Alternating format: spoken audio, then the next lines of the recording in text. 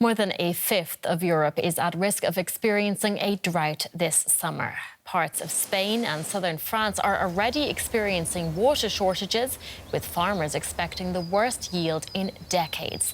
The situation is especially serious as it follows years of consecutive drought, which have depleted groundwater reserves.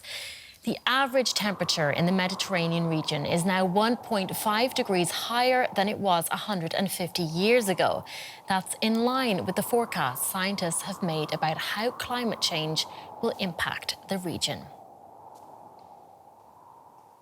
Now, addressing this problem is among the items high on the agenda at a meeting of EU agricultural ministries taking place in Brussels today.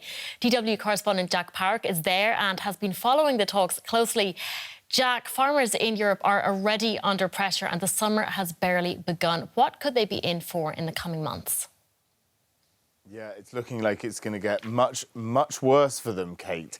That's what we're hearing, and that's why the Spanish especially, along with the Portuguese, the French and the Italians, are ringing the alarm bell on this. They say that the European Union needs to act collectively as soon as possible to deal with this. We know that throughout the summer it's expected to be continued low rainfall. Obviously, we don't expect very much rainfall in the summer, but it's also potentially predicted that there could be extreme heat waves, like we've seen in previous years, that could have a massive effect on the farmers as well. For instance, we've seen in Portugal, they say that around 40% of their agricultural activity is affected by this low rainfall and high temperatures. Spain, the rainfall for this last year has been 24% below the average, which is compounded to 26% the previous year. They just don't have the water. And what this has meant is that farmers they don't have the pasture land.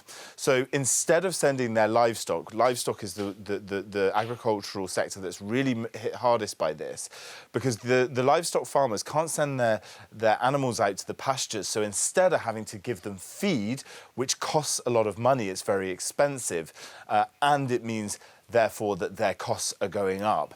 The price of those that they're selling for has to go up. But what they're seeing instead as well, which is compounding this issue, is Russia's invasion of Ukraine has meant that agricultural products from Ukraine are coming through into the European Union at lower prices and compounding this issue further, meaning they're outcompeting products that are being produced in the European Union.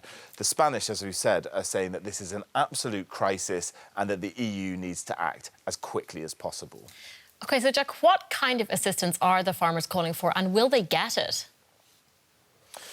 They are calling for as much money as possible. That's what the farmers want. And indeed, that's what the Spanish agricultural minister entering the meeting here in Brussels earlier today called for. What the Spanish government wants is for the European Union to enact what's known as the crisis mechanism within what's called the Common Agricultural Policy. Simple.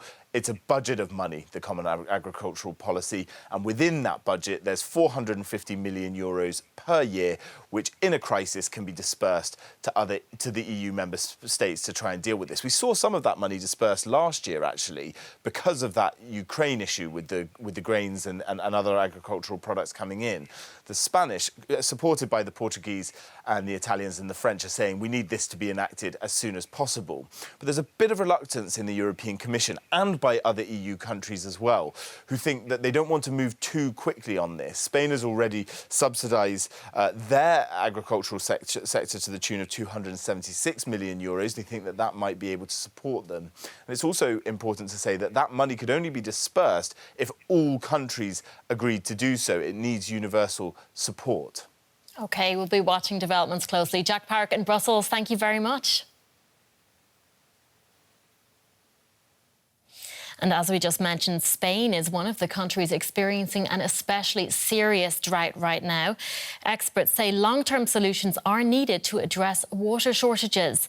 In the meantime, though, Europe's largest desalination plant, located in the country's second largest city of Barcelona, is providing some relief. At this beach in Barcelona, showers have been turned off to help save water.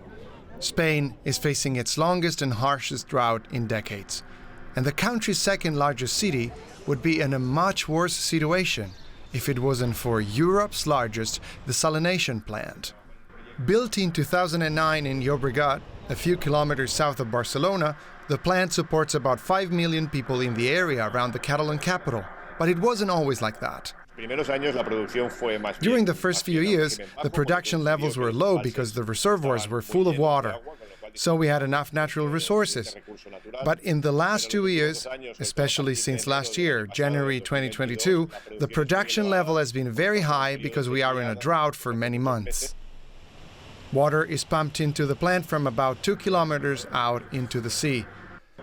After traveling through several cleaning and filtering systems, it reaches the final stage where salt is removed. The desalinated water isn't just for drinking, it's also for farms and industry. While desalination accounts for a third of Barcelona's water needs, it's expensive. 1,000 liters of desalinated water costs 70 € to produce. That's more than 3 times the cost of fresh water filtered from the Llobregat River. In my opinion, you should use desalination only for the very, very crucial needs, like bringing water to the population and the minimum water to the population, because there are other sources of water that you can use. The most important one is regeneration, for example. And that's reuse, recycling. That's the most important one. Costs are not the only issue. Separating seawater from salt is an energy-intensive process. A large chunk of the electricity used comes from non-renewable sources. While desalination plants are important solutions in the short term, Spain should invest in other, more sustainable ways to get water running from taps, despite droughts.